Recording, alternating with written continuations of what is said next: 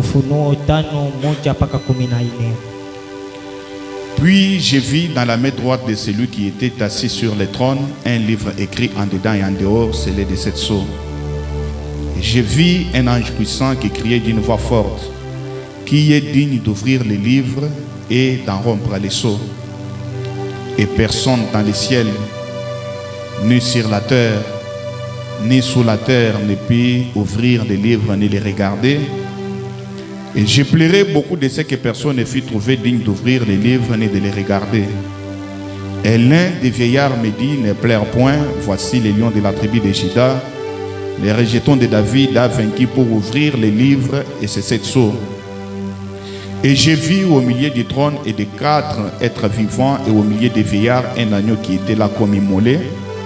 Il avait 7 cornes et 7 yeux qui sont les 7 esprits de Dieu envoyés par toute la terre. Il vint et il prit les livres de la main droite de celui qui était assis sur le trône. Et quand il y prit les livres, les 4 êtres vivants, le 24 vieillards se prosternèrent devant l'agneau, tenant chacun une harpe et des coupes d'or remplies de parfums qui sont les prières des saints. Et ils chantaient un cantique nouveau en disant: tu es digne de prendre les livres et d'en ouvrir les sceaux, car tu as été immolé et tu as racheté pour Dieu par ton sang des hommes de toutes tribus, de toutes langues, de tout peuple et de toute nation. Tu as fait d'eux un royaume et des sacrificateurs pour notre Dieu, et ils régneront sur la terre. J'ai regardé et j'entendis la voix de beaucoup d'anges autour du trône et des êtres vivants et des vieillards, et leur nombre était des myriades et des milliers. Ils disaient d'une voix forte: l'agneau qui a été immolé est digne de recevoir la puissance, la richesse, la sagesse, la force, l'honneur, la gloire et la louange.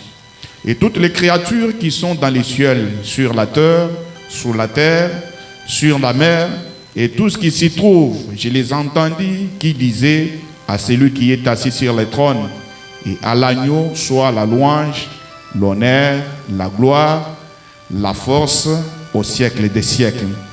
Et les 4 êtres vivants disaient: Amen. Et les vieillards se prosternèrent et adorèrent. Prenons Apocalypse chapitre 8, nous prenons seulement le premier verset. Quand tu l'ouvris, le 7e sceau, il y eut dans les cieux un silence d'environ une demi-heure. Prenons Apocalypse 10. Premier au 7e verset. J'ai vu un autre ange puissant qui descendait du ciel, enveloppé d'une nuée. Au-dessus de sa tête était l'arc-en-ciel et son visage était comme le soleil. Et ses pieds comme des colonnes de feu. Il tenait dans sa main un petit livre ouvert. Il posa son pied droit sur la mer et son pied gauche sur la terre. Et il cria d'une voix forte comme rugit un lion. Quand il cria, les 7 tonnerres firent entendre leur voix. Et quand les 7 tonnerres eurent fait entendre leur voix, j'allais écrire. Et j'entendis du ciel une voix qui disait: celle ce qu'on dit le 7 tonnerres. Celle ce qu'on dit le 7 tonnerres et ne l'écrit pas.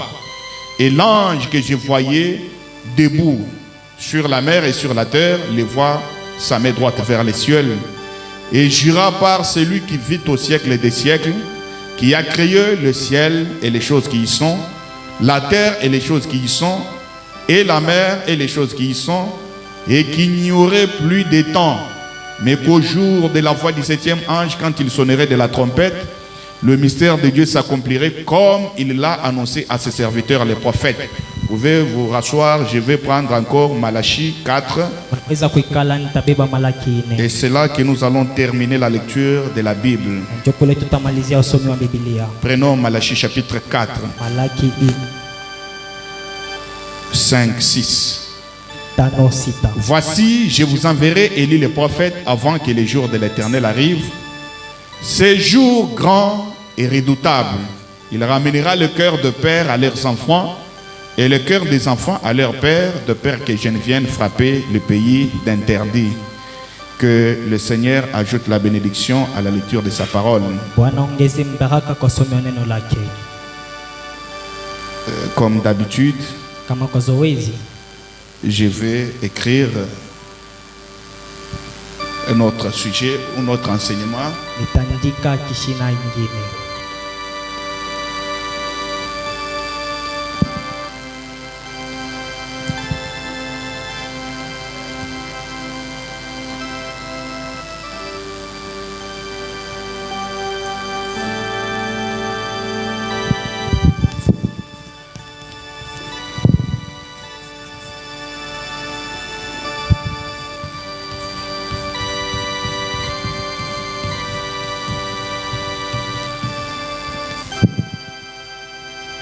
Voilà, notre enseignement est là, le livre de la rédemption.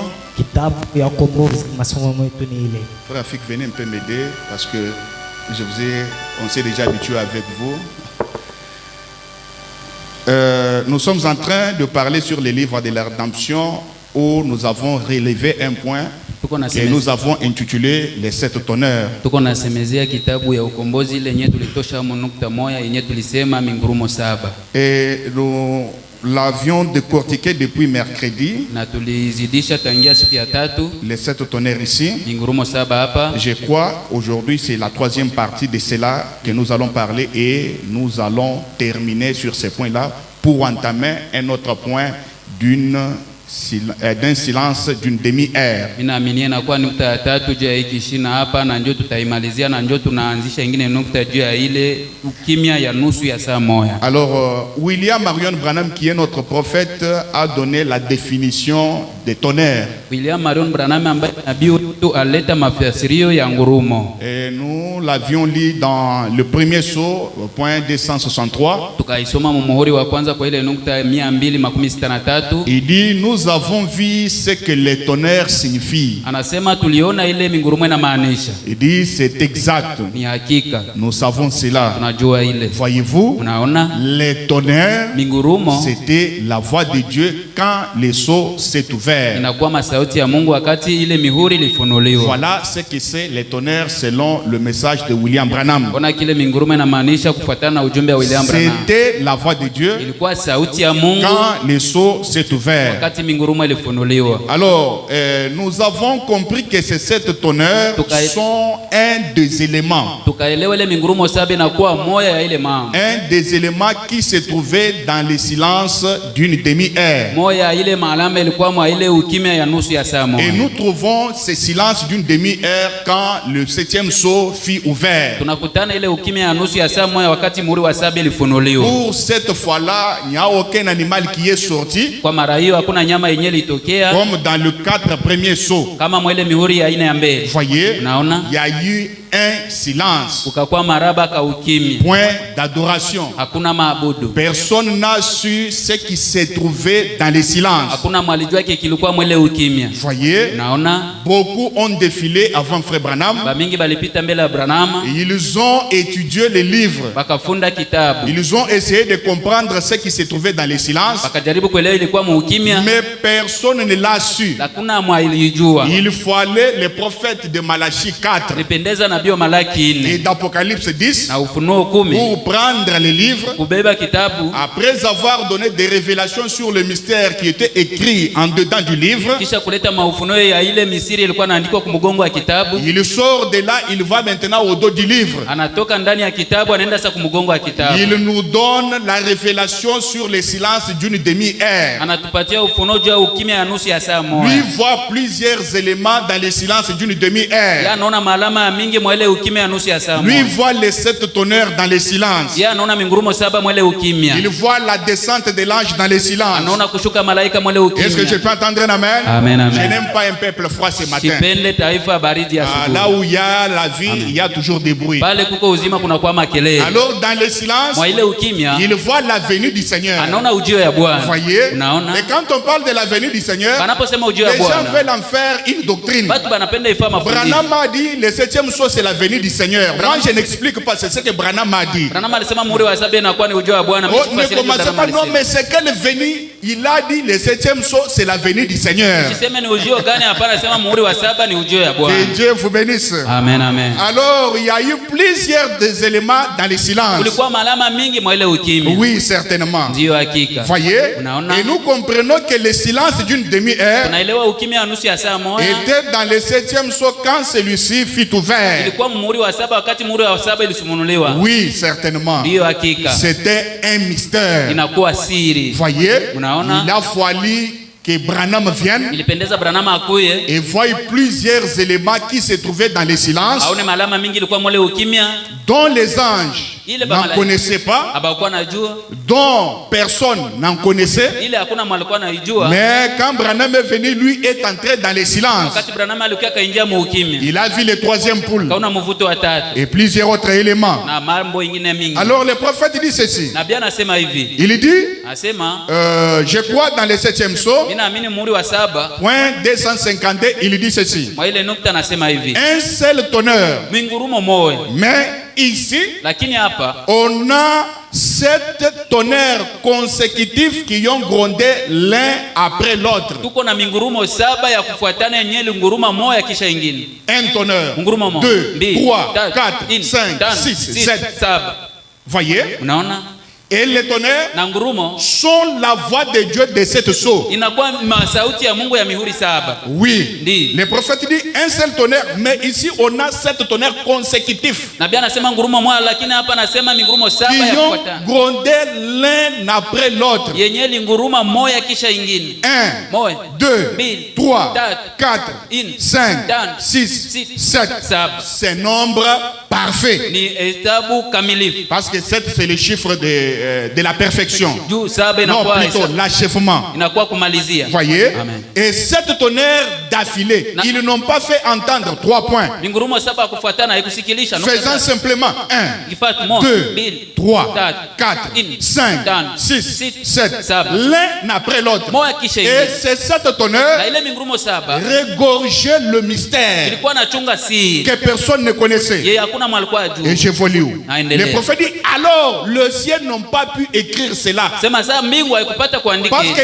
quand ça tonnait, Juu wakati linguruma. Jean voulait écrire. Yohana alipenda andika. Mais la voix se fait entendre. Sauti kasikilika. Et disant à Jean, Nakwambia Yohana, n'écris pas. usiandike. Mais celle ce qu'on dit les 7 tonnerres. Weka muhuri bila mingurumo 7 na Et sita. Jean a scellé Yohana kaweka muhuri jusqu'à ce que ces 7 tonnerres mpaka ile mingurumo 7 arriveront à sa destination. itafikia kwenye Et elekea. quand ça arrive à sa destination, Kufika kwenye elekea. cela sera maintenant décelé. Jo inafunuliwa. Voyez? Naona. Alors le prophète dit, Nabii anasema le cieux ne peuvent pas savoir ce qu'il en est mbingu haiwezi kujua bila bilikuwa. de cette tonnerre, Ya ile mingurumo 7. ni rien d'autre. Wala kitu Parce yoyote. qu'il n'y a aucun indice pour continuer. Jua hakuna alama ya kuendelea. Branham dit, Branham asema c'était un temps de calme. ilikuwa wakati ya ukimya. En d'autres termes, un silence. Wakati ingine ukimya. La chose était si capitale que le secret n'a pas pu être divulgué aux anges. Jambo ilikuwa ya lazima sana mwatua ile siri haikuambia hata wa Et malaika. quel est ce secret? Ni siri gani ile? C'est ce qui se trouvait dans les 7 tonnerres. Ile ilikuwa mwele mingurumo 7. C'est pourquoi Ndio maana il y a la nécessité de connaître ce qui se trouvait dans les 7 tonnerres pour l'épouse. kunakuwa lazima kujua ilikuwa mwele mingurumo 7 juu ya bibi harusi. Ne dites pas non, Usiseme hapana. ces choses-là, Mambo ile. non, Hapana. nous c'est seulement la vie éternelle. Mpaka uzima wa Non, milele. il y a la nécessité de connaître ce qui s'était dans les 7 tonnerres. Kwa lazima kujua bibi ilikuwa mwele mingurumo 7. Parce que vous savez, Juu mnayua. c'est à cause de cette tonnerre, Sababu ile mingurumo 7. c'est pour ces 7 tonnerres Juu ya ile mingurumo 7. que les âmes sous l'autel priaient. Ndio manafsi na madhabahu ilikuwa naomba. Ils priaient pour la rédemption. Naomba juu ya ukombozi. Ils priaient pour la résurrection. Naomba juu ya ufufuko. Ils disaient jusqu'à quand, Seigneur? Anasema zika mpaka nini Bwana? Ils attendaient. Ilikuwa na chunga. Voyez? Unaona? Voyez? Non, non. Alors ces hommes sous l'autel Manafsi na ne se madhabahu. trouvaient pas dans leurs conditions normales. Haikuwa mahali yabo ya sawa. Ils ont prié pour ces choses. Iliomba juu ya imam. Seigneur, jusqu'à quand? Bwana mpaka nini? Voyez? Unaona? Ils priaient pour les rédemptions Bwana ombea ukombozi. et pour les résurrections. Juu ya ufufuko ya Alors hapo. ne négligeons pas ces choses Tusizarau ile mambo. pour dire que nous on a déjà cru le message. Sema tushaamini ujumbe. Et croire le message, c'est quoi? Kuamini ujumbe ni nini? Croire le message, ce n'est pas se repentir, non. Kuamini ujumbe na kutubu hapana. Bwana. Croire le message, c'est croire ces choses, c'est cette honneur. Voilà. Et la preuve qui prouve que vous avez le Saint-Esprit, c'est quand vous croyez aussi ces choses. Parce que notre message, c'est que c'est le silence d'une demi-heure là. Nous devons connaître ce qui était dans le silence. C'est ça notre message. Ce n'est pas la justification. Ce n'est pas la sanctification. Mais c'est ce qui se trouvait dans les demi-heures. Voilà notre message. Le 7e sceau, quand il est ouvert, c'est l'adoration. Oui, quand le 7e sceau est ouvert, c'est l'adoration. C'est le temps d'adoration. C'est le temps des amens. C'est le temps de gloire. Est-ce que je peux entendre un amen? Oui, certainement. Rejeter ces choses, c'est manquer le but pour lequel on a écrit ce message. Est-ce que je peux entendre un amen? Amen. Rejeter ces choses, c'est qu'on est encore dans une dénomination. Oui, certainement. C'est très important de les connaître.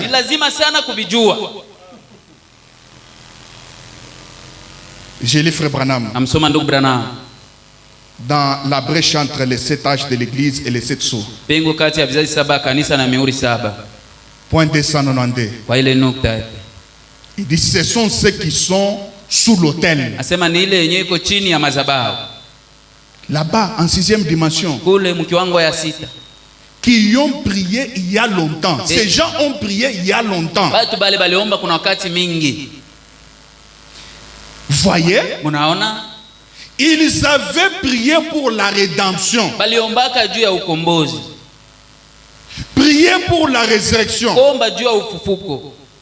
Et c'est là, ces gens-là, les hommes qui sont sous l'autel, nous voyons les Pierre, Paul, voyez? Et pourtant, ils ont une santé parfaite. Mais ils continuaient à prier pour la rédemption. Voyez? Le prophète dit. Ici, ces anciens répandent leurs prières. En effet, maintenant, nous avons un représentant. Nous avons un parent dans le ciel. Quand la voix se fait entendre, qui est digne? Qui est digne de prendre le livre de celui qui était assis sur le trône et d'en rompre les sceaux? Jean était là, présent, quand la voix se fait entendre. Et Jean a commencé à pleurer. Voyez? Parce que aucun ange, aucun prophète, même pas frère Branham, n'était pas digne de prendre le livre. Il fallait un parent rédempteur. Est-ce que je peux entendre un amen? Et ce parent rédempteur, il devait remplir toutes les conditions d'être parent rédempteur. Un homme digne. Est-ce que je peux entendre un amen? Un homme riche, il fallait un. Mais Dieu était esprit. Mais d'où pouvait venir ce parent rédempteur? Alors c'est là que Dieu a pensé. Il a dit, comme je suis esprit, moi-même je ne remplis pas les conditions d'être parent rédempteur. Donc même Dieu ne remplissait pas les conditions d'un parent rédempteur. C'est ainsi qu'il a formé un corps dans le sein de Marie. Corps Jésus. Et c'est lui qui est parent rédempteur. Que Dieu vous bénisse. Un parent rédempteur pour tous les 7 âges de l'église. Voyez? Frère Branham n'est pas parent rédempteur pour tous les âges de l'église, non. C'est Jésus qui est le parent rédempteur pour tous les âges de l'église. Voyez?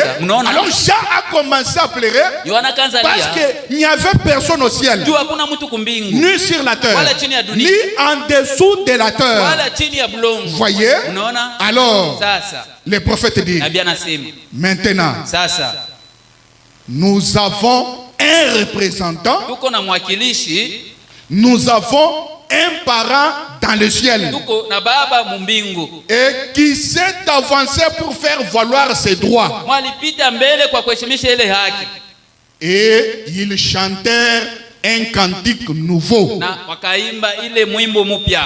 Quand le parent rédempteur s'est avancé comme un agneau immolé, Wakati baba mkombozi alipita mbele kama mwana kondoo aliyechinjwa, en tendant sa main ananyorosha mkono pour prendre le livre de celui qui était assis sur le kwa trône. kubeba kitabu ya ule mwalikuwa naikala kuenzi. Maintenant, écoutez, Sikiliza, celui qui était assis sur le trône, ule alikuwa ikala kuenzi celui qui s'avance pour prendre le livre, na mwanasonga kukamata kitabu. le prophète dit, Nabii anasema c'est une seule personne mais jouant de différents rôles. ni mtu mmoja akifanya makazi mbili ya kuachana. Celui qui est sur le trône, c'est Dieu. Mwanaikala kuenzi ni Mungu, Celui qui s'avance, c'est l'agneau. mwanaenda mbele ni mwana kondoo. On ne voit pas des personnes. Hatuone batu bawili, C'est une seule personne ni mtu mmoja jouant des rôles. kufanya kazi mbili. Est-ce que vous le comprenez? Amen. Ah oui. Ndio. Parce que si je peux appeler quelqu'un ici, monsieur, Kama tout le naita monde mtu va se akubwa, regarder. kila mtu atajiangalia.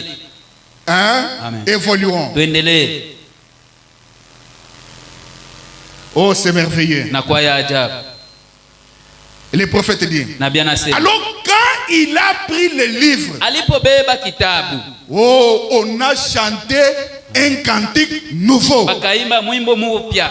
Et quel est ce cantique nouveau? Na ni mwimbo mpya gani ile? On a chanté pour le parent rédempteur. Wakaimba juu ya baba mkombozi. Tu es digne. Nani anastahili? Non, non, tu es digne Wewe unastahili de prendre le ya livre kubeba kitabu et d'en ouvrir les seaux. na kuvunja mihuri. Voyez que celui qui a ouvert les seaux, c'est l'agneau. Ona mwalifunua mihuri ni mwana kondoo. Mais frère Branham, son rôle, Ndugu Branham kazi yake c'était juste de donner la révélation de ce qui était dans les seaux. kwa tu kupana mifunuo ya ile ilikuwa na Mais mwenye les seaux ont été ouverts par l'agneau. mihuri ilifunuliwa na mwana kondoo. Les seaux ont été brisés par l'agneau. Mihuri ilivunjwa na mwana kondoo. Alors on a chanté un cantique nouveau. Ndio pale bakaimba mwimbo mpya Oh, disant tu es digne de prendre le livre ikisema unastahili kubeba et kitabu d'en ouvrir les na seaux. kuvunja ile mihuri Car tu as été immolé. sababu Et tu ulichinjwa as racheté pour notre Dieu par ton sang des hommes de toutes tribus. na ukakomboa kupitia Mungu wetu batu yote ya kabila yote. Dieu ne fait exception d'aucune tribu. Mungu asina ile ubaguzi. Voyez, Naona. il est dit ici, tu as racheté pour notre Dieu par ton sang des hommes de toutes tribus, Asema lukomboa kwa Mungu wetu batu ya makabila yote, de toutes langues ya malanga lugha yote et de tout peuple na taifa yote et de toutes nations. na mataifa yote, Et il a fait de nous des rois na kafanya shie kwa et bafana des sacrificateurs pour notre Dieu. na wakuhani juu ya Mungu wetu. L'agneau prend le livre. Mwana kondoo anabeba kitabu, Qu'est-ce qu'il fait de nous? anatufa nini? Des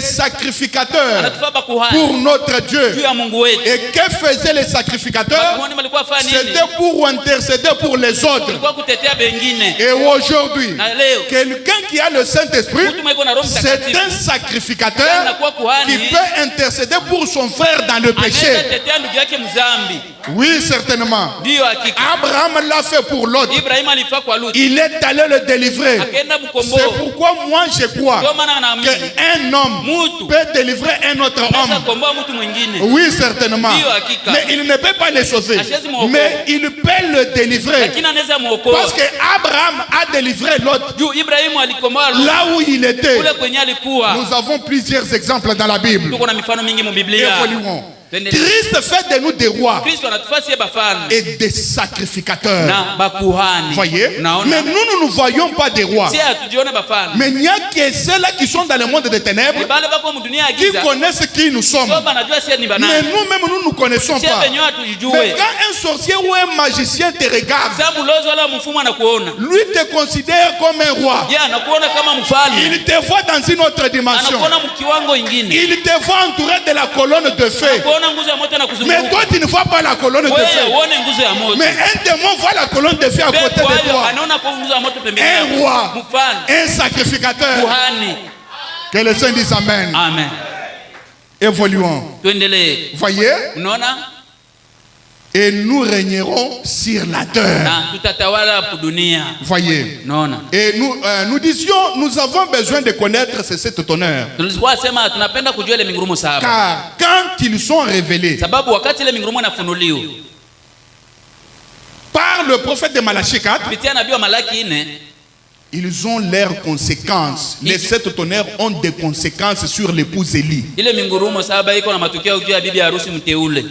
Dieu ne nous les a pas révélés pour rien. Mungu ashikuifunua kwa Mais bure. ils ont des conséquences. Iko na matukio. Ils ont leur influence sur l'épouse Élie. Iko na ushawishi juu ya bibi harusi mteule. Voyez? Naona. Et ces 7 tonnerres qui ont été révélés, Mingurumo saba ile ilifunuliwa. regardez la première conséquence de cette tonnerre. Angalia mbele tukio ya kwanza ya ile mingurumo. La première conséquence, Tukio ya kwanza il rassemble l'épouse pour la foi de l'enlèvement. inakusanisha bibi harusi juu ya imani ya unyakulifu. Voilà d'abord la première conséquence de cette tonnerre. Ile tukio ya kwanza ile ngurumo Il saba rassemble l'épouse. inakusanisha bibi harusi. Il appelle l'épouse dans toutes les dénominations. Inaita bibi harusi mu madhehebu yote. L'épouse croit le message. Bibi harusi anaamini ujumbe. Pourquoi? Juu ya nini? Pour la foi de l'enlèvement. Juu ya imani ya unyakulifu. Ce n'est pas n'importe quelle foi, Haina izuru kila mais imani. la foi de l'enlèvement. Imani ya On unyakulifu. peut avoir la foi pour être guéri. Teza kuwa na imani ya On kupona. peut avoir la foi pour être sauvé. Teza kuwa na imani ya Là, kuokolewa. vous devez croire en Jésus. Juu unapaswa amini mu Yesu. Mais arriver à la foi de l'enlèvement, Kia kwa imani ya unyakulifu. là, c'est autre chose. Pale ni mambo Là, il faut croire aux 7 tonnerres pendeza kuamini mingurumo saba. et à ce que contenaient les 7 Na tonnerres. mwabile vya mingurumo saba C'est là ilikuwa que nayo. vous aurez la foi de Ndio l'enlèvement. unapata imani ya Là, ça unyakulifu. ne vous demande pas de croire en Jésus ni en Branham. Habikulomba amini mu Mais Yesu. là, ça vous demande de croire en ces choses, Kuamini mwa ile bitu ile. en ces Kwa tonnerres, ile mingurumo. en cette tonnerre d'Apocalypse 10. Mingurumo saba ya Ufunuo 10. Voilà la première conséquence de ces 7 tonnerres. Ona tukio ya kwanza ya ile mingurumo C'est saba. que si vous ne voulez pas de cette tonnerre, Kama wewe upende mingurumo c'est saba. que vous ne voulez pas la foi de l'enlèvement. Sema upende imani ya Vous ne unyakulifu. voulez pas aller au ciel. Haupende enda kumbingu. Et je peux dire quelque chose. Naweza sema jambo moja. La foi dans l'enlèvement, Imani ya il unyakulifu. n'y a que ceux qui sont dans les messages Mpaka bale bako mujumbe. et qui croient aux 7 tonnerres. Wanaamini mingurumo saba. Sa foi de l'enlèvement Imani ya ne unyakulifu. se trouve pas dans les dénominations. Haiko mu madhehebu. Parce qu'elles ne connaissent pas les 7 tonnerres. Kwa abajua mingurumo saba. Voyez, Unaona? il n'y a que l'épouse élue, Mpaka bibi harusi mteule. le peuple élu, Taifa teule. la semence, Mbeko. le bleu mûr Ile qui s'expose au soleil, ngano inajiweka qui kujua. doit avoir la foi de l'enlèvement. Unapaswa kuwa na imani ya unyakulifu. Et nous sommes heureux ce Tuko soir benyeri magharibi. parce que Dieu nous a rassemblés Juu dans ce Mungu message. alitukusanyisha mwa ujumbe. Non pas pour rien, Hapana kwa mais bure. pour connaître ce que contenaient les 7 tonnerres, Kwa kujua vile vilikuwa mwele mingurumo afin saba. d'avoir la foi de l'enlèvement. Juu tupate imani ya unyakulifu. Oui, certainement. Ndio hakika. Voilà la première conséquence de cette tonnerre. Ona tukio kwanza ile mingurumo saba. Rejeter les 7 tonnerres, Kutupilia mingurumo saba. c'est rejeter la foi de l'enlèvement. Kutupilia imani ya unyakulifu. Oui, certainement. Ndio hakika. Et le vendredi, nous avons compris que c'est le son d'une trompette du 7e ange qui révèle tous les mystères contenus dans Apocalypse 10. Nasikia tatu tulielewa kwamba ni ile sauti ya ile mingurumo saba ndio inafunua ile ilikuwa mwele Ufunuo 10. Le son d'une trompette. Hiyo sauti ya baragumu. Voyez, Naona? comme je le disais autrefois, ce n'est pas une trompette littérale, Vile tulikuwa sema haina sauti ya kuonekanika. mais c'est le message du 7e ange. Ni ujumbe ule malaika wa saba. Quand il commence à le proclamer, Wakati anaanza kuitangaza, qu'est-ce qui arrive? nini ndio inafika? Cela révèle tout le mystère contenu dans Apocalypse 10. Inafunua masiri yote ilikuwa mwele Ufunuo 10. Quand le prophète de Malachie 4 Wakati malaki unabii wa Malaki 4 et d'Apocalypse 10 na Ufunuo 10 arrive sur la scène, anafika kukazi. on ne parle plus de mystère. Abaseme tena siri. Tout est révélé. Yote vinakuwa wazi. Voyez? Unaona? Alors, on a compris que la trompette, Tukaelewa baragumu. quand on sonne la trompette, Banapiga baragumu. cela annonçait un rassemblement là-bas en Israël. Ile ilikuwa natangaza kusanyika kule kwa On Israeli. ne pouvait pas sonner de la trompette pour sonner. Abange piga baragumu kwa Mais il y kuipiga. avait un but derrière ce son de la trompette. Kulikuwa shaba nyuma ya ile sauti ya baragumu. Alors quand le peuple écoutait le son de la trompette en Israël, Wakati taifa nasikia sauti ya baragumu kule Israeli, chacun d'eux se disait, kila mmoja alikuwa nous jambia. devons nous rassembler, ce qui a un message. Tunapaswa kusanyika ni kusema kuna ujumbe. Et tout le monde accourait quelque part. Watu wote walikuwa kimbilia fasi moja. Parce qu'ils ont entendu le son de la trompette. trompette. balisikia sauti ya baragumu. Et si aujourd'hui, Kama leo nous nous sommes retrouvés dans les messages, tunajikutana muujumbe, c'est parce que nous avons suivi les sons de la trompette. ndio tulipata sauti ya baragumu. Et ce son de la trompette nous a rassemblés. Ile sauti ya baragumu ikatukusanyisha. Voilà pourquoi, Ona kwa nini? même si je n'ai pas de père, Hata sina même si je n'ai pas la mère, ma maman, sina hata mama. mais Dieu m'a donné d'autres mamans ici. Mungu alinipatia bengine ba Dieu mama. m'a donné d'autres papas Mungu ici. alinipatia bengine ba Le baba. son de la trompette nous a Sauti rassemblés. ya baragumu Même si ikakukusanyisha. je n'ai pas de frères biologiques, Hata sina bandugu ya mais kimwili. Dieu m'a donné d'autres Mungu frères. alinipatia bengine bandugu. Oui, certainement. Ndio hakika. Le son nous a rassemblés. Sauti Le ikatukusanyisha. message de William Branham Ujumbe William Branham nous a rassemblés. inatukusanyisha. Ni t'était ce message, Haingekuwa ile ujumbe on ne se connaîtrait jamais. hatungejuana. Je n'allais pas connaître Amen. frère Afik. Mimi singemjua C'est ndugu ce Rafiki. message qui a fait Amen. que je connaisse frère Afik. Ni huu ujumbe anafanya nijue ndugu rafiki. Alors frère Afik doit aussi honorer ce message. Ndugu rafiki anapaswa Quand heshimisha il n'honore ujumbe. pas ce message, Kama heshimisha ujumbe, alors je ferai un semblant comme si je ne le connais pas. ndafanya kama vile simujue. Mais c'est un fils de Dieu. Amen. Je crois qu'il gardera le message. Naamini atachunga ile ujumbe wa Mungu. Voyez? Unaona? Si je vous connais vous tous ici, Kama mmoja tena c'est à cause bajua. du message. Nijui tu ya Ce n'est pas ujumbe. parce que vous êtes sortis de ma tribu, Haina non. juu mlitoka mkabila yangu Mais je hapana. vous ai connu à cause du message de Branham. Nibajua kwa sababu ya ujumbe ya Branham. Et je vous honore Na baheshimia. parce que le Seigneur Juu Bwana a fait de vous une famille pour moi. alibafaa mwe kuwa jamaa yangu. Et je suis un des membres de cette famille-là. Niko mwanamemba wa ile jamaa. Vous connaissez notre famille, Mnajua ingine jamaa? HAM. HAM. Oui, c'est ça notre famille. Ndio jamaa yetu. HAM. HAM. La famille de William Marion Branham. Jamaa ya C'est William nous. Marion Branham ndio shi. Oui, certainement. Ndio hakika. La famille Ndio HAM. jamaa HAM. Oui, c'est tellement merveilleux. Inakuwa ya ajabu. Alors Dieu a appelé chacun de nous. Pale Mungu akaita kila mmoja wetu. Peut-être il y en a d'autres qui ont eu le privilège de sortir des familles qui ont déjà écrit ces messages. Saa zingine kuna wengine wale ile uwele ya kutoka majamaa ile ishaamini ujumbe. Mais beaucoup ont quitté leur dénomination. Ba mingi baliacha madhehebu yabo. Ils étaient chez les catholiques, Ilikuwa Katolika, chez les méthodistes, les Baptistes, protestants. Baporo, Vous voyez? Munaona? Et qu'est-ce qui vous a appelé? Nini ilikuita? C'est le message de Branham. Ni ujumbe wa Branham. Et c'est Dieu qui a fait cela. Mungu ndio alifanya vile. Parce que Kwa sababu personne ne peut s'appeler lui-même. hakuna anaweza jiita yeye Il n'y peke. a que Dieu qui appelle. Mungu tu ndio anaitaka. Et quand tu l'appelles, Sana aita c'est pour justifier. ndio kuhesabia Et haki. quand il justifie, Sana hesabia c'est haki pour glorifier. ndio kutukuza. Alors vous êtes des justifiés. Amen. Mmehesabiwa J'ai dit haki. vous êtes des Nasema justifiés. tayari mshahesabiwa haki. Pas seulement des justifiés, Hapana tu kuhesabiwa vous êtes aussi haki, glorifiés. lakini mnatukuzwa pia. Est-ce que je peux entendre un amen? Amina. Parce que le Seigneur vous a appelé. Bwana alibaita. Frère, c'est un grand miracle. Ndugu, inakuwa muujiza De quitter kubwa la dénomination kutoka et mzehebu de croire un homme. kuamini mtu. Parce que le prophète dit, Juu nabii anasema, la chose la plus difficile, Jambo ya nguvu sana c'est d'un homme, Amen. Ni mtu, un mortel, mtu wa qui kufa, arrive à croire un autre mortel. asije kuamini Ce mtu n'est wa pas kufa. facile. Habiko tegetege. C'est un miracle. ni C'est muujiza. que le fait que vous avez quitté la dénomination, Namna kutoka tu zehebu, c'est déjà un miracle. tayari ni Mais muujiza. comment Dieu peut vous appeler Aenjo Mungu anaweza et vous kuita, abandonner? kisha kuachilia. Comment Dieu peut vous appeler Aenjo Mungu et akuite, ne vous donnant pas le Saint-Esprit? asikupatie Roho Mtakatifu. Non, je Hapana. ne crois pas. Mimi siamini. Un homme qui est appelé de Mtu Dieu yule mwenye aliitwa na Mungu pour faire partie de la famille kwa HAM, kufanya sehemu ya jamaa HAM il sera sauvé. ataokolewa. Je le crois de tout mon Naiamini cœur. na roho yangu. Je le crois de tout mon cœur. Naiamini na roho yangu. Il sera sauvé.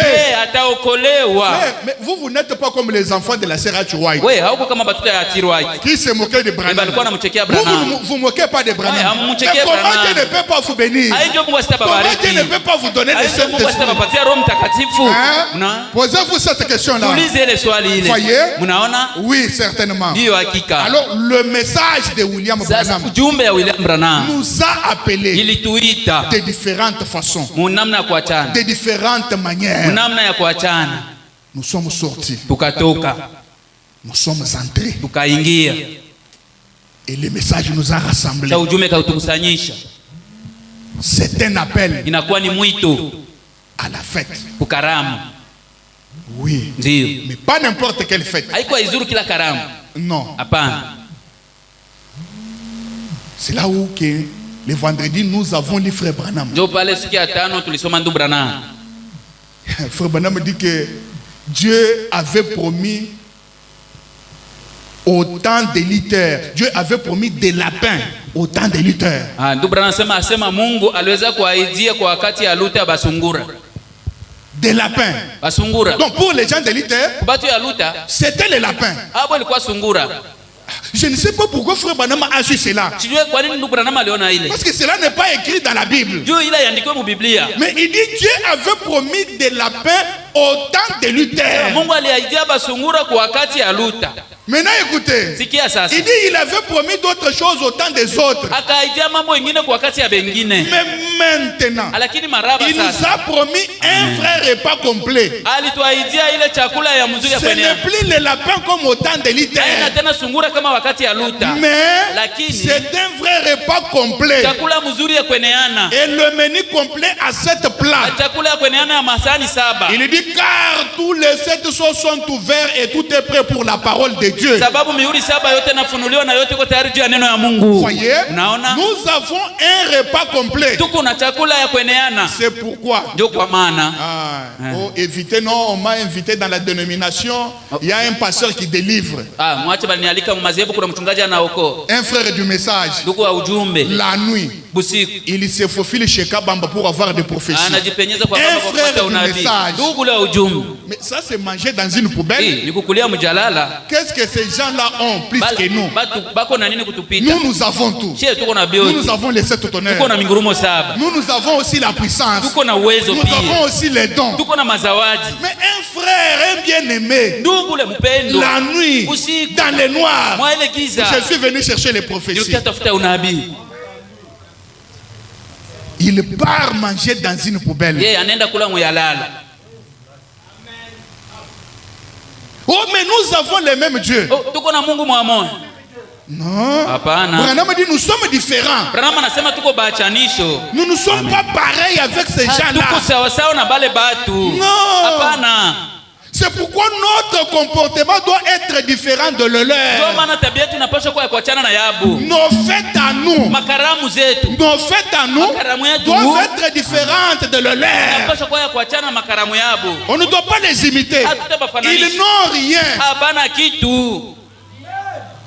Dans les messages, Dieu nous a promis un vrai repas complet. Mujumbe Mungu alituahidia ile chakula mzuri yote kweneana. C'est que si j'ai un problème pour lequel je voudrais que Dieu me parle, Kama niko na mambo nilipendelea Mungu anizungumzie. comme c'est un repas complet, Vile ni chakula kweneana. c'est que je comprends qu'il y a aussi les dons dans les messages. Naelewa kwamba kuna zawadi muujumbe. Et je dois consulter les dons dans les messages, Chunguza zawadi muujumbe. pas ailleurs. Hapana nafasi nyingine. Non, frère. Hapana ndugu. Vous savez que ces gens-là, Najua bale batu. il y en a d'autres qui vont même aller féticher pour avoir des Kwa prophéties. bengine manenda kusa malao kupata maunabii.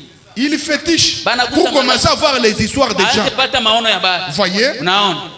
maintenant un tel homme, Sasa mtu wa vile. vous avec le Saint-Esprit, Wewe pamoja na Roho vous Mtakatifu. allez chez quelqu'un qui a fétiché pour voir les choses qui se passent dans la vie des gens. Unaenda kwa mtu malikusa C'est une malao. malédiction. Kuona vinapita maisha ya batu ni laana. C'est une malédiction. Ni laana.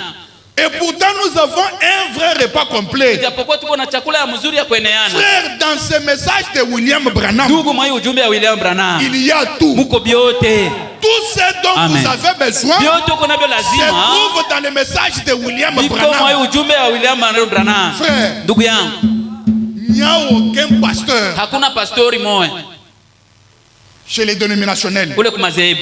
qui peuvent faire le discernement comme William Branham. Amen. Atafanya upambanuzi kama Branham Avec précision. na uhakika yote. Voyez, Naona. ces gens-là, Batu bale. la plupart d'entre eux sont des aventuriers. Bengi kati yabo ni barugaruga tu. Ils coopèrent avec des gens à côté. Banaongea na batu pembeni. Donne-moi ton numéro. Patia simu yako.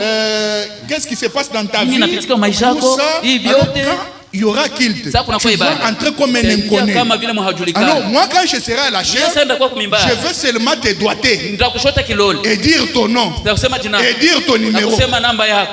Des aventuriers, Barugaruga. vous voyez? Unaona? Des aventuriers. Barugaruga. Ils ont causé avec des gens ailleurs. Anaongea na batu Mais pembeni. arrivé à l'auditoire, Fika mukasi. c'est comme si c'est le Saint-Esprit qui parle. Et pourtant, ce n'est pas le Saint-Esprit. Ils ont recueilli le renseignement avant. Ni kama vile Roho Mtakatifu anasema ijapokuwa balipata habari mbele. Mais nous voulons un Dieu. Sisi tunapenda Mungu. On ne connaît rien. Hatujue kitu. Mais la personne entre. Mtu tu anaingia. Dieu s'élève. Mungu anasimama. Et dit toi. Wewe pale. Tu t'appelles comme ceci. Unaitwa hivi. Avant d'arriver, tu as fait ça. Et répands-toi. La personne est surprise. Il tombe par terre. Voilà. Nous avons tout dans ce message. Tout et tout. Frère, tant que vous avez la vraie parole, vous avez tout. Parce que la parole produit les dons. Amen. Oui. Si moi j'ai la parole, les dons sont dans la parole. Et les vrais dons, ce sont les dons qui sont dans la parole. Parce qu'il y a des dons qui ne sont pas dans la parole. Amen. Vous allez trouver un enfant de 6 ans. L'enfant quitte les bancs. Il vient là. Il prend une grande personne. Hey, moi l'Éternel. Quand est-ce qu'il a déjà eu le Saint-Esprit? L'enfant de 6 ans. Quand est-ce qu'il a déjà eu le Saint-Esprit? Elles sont des sottises. Et l'homme tremble. C'est l'Éternel qui parle. Tokapa.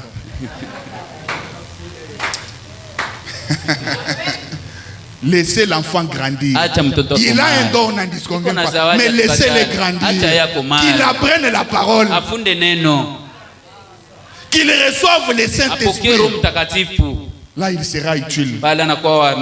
Et vous allez trouver que c'est dans de telles églises où il y a beaucoup de mamans. Du côté des frères, vous allez trouver des frères. Mais du côté des mamans, 100. Une église de femmes.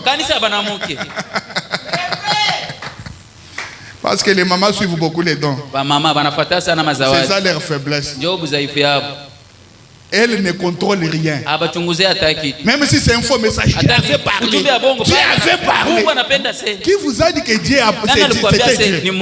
Parce que tout message doit passer par le discernement. C'est comme ça que nous sommes enseignés. Ce n'est pas parce que tu as eu un songe qu'on dit que ce songe-là vient de Dieu. Non. Ça doit passer par le discernement. On n'est pas comme William Branham qui voyait tout qui était vrai. Non. Même moi, le pasteur, je peux voir quelque chose et ça vient du diable. Parce que je ne suis pas frère Branham. Ah, mais le pasteur m'avait donné un faux message. Oui, comprenez. Je ne suis pas Branham. Je ne suis pas Branham. Et je ne me fâcherai pas parce que je vous avais donné un faux message. Parce que j'ai une écriture qui me dit qu'il n'y a qu'un prophète majeur qui donne les vrais messages et les vraies prophéties. Ah, je ne pensais pas que le pasteur Jérémie allait me donner une fausse prophétie. Non, c'est que tu es dans l'ignorance. Hein? C'est que vous êtes dans l'ignorance. Que Dieu vous bénisse. Amen, amen. Ah, ici nous avons des dons. Si vous voulez consulter Dieu, nous travaillons à côté. On n'est pas des histoires de démonstration. Nous avons notre groupe. Et ce groupe-là est appelé groupe Gédéon. Quand on a un problème, on amène dans ce groupe-là à l'écart. Oui, on prie. Et Dieu descend toujours. Parce que les gens pensent que nous n'avons pas de dons. Nous avons des dons, mais nous travaillons à côté. Si vous avez un problème, venez me voir. On prend les problèmes, on met dans les groupes. Mais il y a des gens qui viennent, ils regardent du début à la fin, pas d'opération de dons. Ah, nous voulons les dieux de chez nous. Parce que quand ils disent que les dieux de chez nous, là, ils voient les dons. Ah, ils voient les dons. Quand ils parlent des dieux de chez nous, là, ils ne voient pas la vraie parole, mais ils voient les dons qui opéraient mal chez eux. Que Dieu vous bénisse. Dieu de chez vous. Mungu wa kwenu. Dieu devient Dieu de chez vous. Mungu aisha kuwa Mungu wa kwenu. Il est le Dieu de la parole. Il n'est pas Dieu de chez vous. Haiko Mungu wa kwenu. Et là où il y a la parole, Dieu y est. Mungu naye yuko pale. Évoluons. Tuendelee. C'est un appel à la fête. Inakuwa mwito kukaramu. Et surtout aujourd'hui. Zaidi leo. Branham nous a dit, il nous a promis un vrai repas complet. Le menu complet à 7 plats. Car tous les 7 seaux sont ouverts et tout est prêt pour la parole de Dieu. Et pour ceux qui peuvent recevoir. Et c'est vrai repas. Et ce menu complet à 7 plats. Oh frère, je peux vous dire, ce sont des différentes réalités du silence d'une demi-heure. C'est ça le vrai repas. Et le menu complet. Voyez, et ces différentes réalités-là, nous avons nos 7 tonnerres, le 3e poule, ainsi de suite. Voyez, oui. Maintenant, regardez. Nous avons énuméré la première conséquence de cette tonnerre. C'est pour rassembler l'épouse pour la foi de l'enlèvement. C'est ça la première conséquence de cette tonnerre. Et c'est pourquoi nous avons besoin de les savoir, de savoir le mystère que contenait les 7 tonnerres. J'ai lu frère Branham dans H de l'église de Laodicée 324. Il dit, c'est à l'époque du temps de la fin que les 7 tonnerres de Jésus se sont fait entendre. Apocalypse 10, 3, 4. Et il cria d'une voix forte comme rugit un lion. Quand il cria, les 7 tonnerres firent entendre leur voix. Quand les 7 tonnerres eurent fait entendre leur voix, j'allais écrire. Ici c'est Jean. Et j'entendis du ciel une voix qui disait celle qu'on dit les 7 tonnerres. Et ne l'écrit pas. Personne ne sait ce qu'il y avait dans ces tonnerres. Ça c'est frère Branham. Personne n'en savait.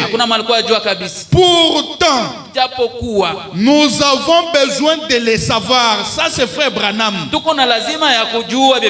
Nous avons besoin de savoir le mystère qui était dans les 7 tonnerres.